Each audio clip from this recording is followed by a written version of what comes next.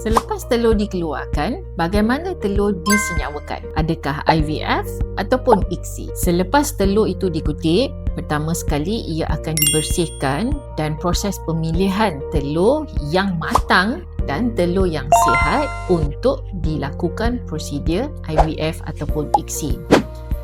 IVF adalah proses di mana telur akan diletak di dalam piring Petri, kemudian sperma akan dilepaskan ke dalam piring Petri itu.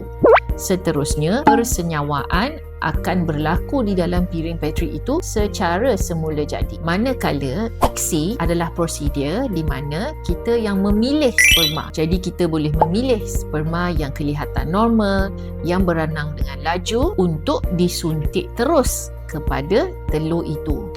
Ini boleh memastikan bahawa tiada masalah dengan persenyawaan secara alami yang berlaku di dalam prosedur IVF. Kenapa kedua-dua prosedur ini berbeza?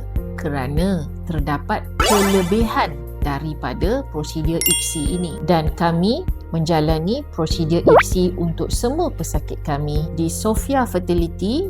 Kami mempunyai pengalaman lebih 20 tahun di dalam rawatan IVF, dan kesemua embryologis dan makmal kami adalah bertaraf antarabangsa untuk memberikan anda keberjayaan yang paling tinggi. Jom jumpa saya, Dr. Shah, di Sophia Fertility Petaling Jaya untuk rawatan IVF anda.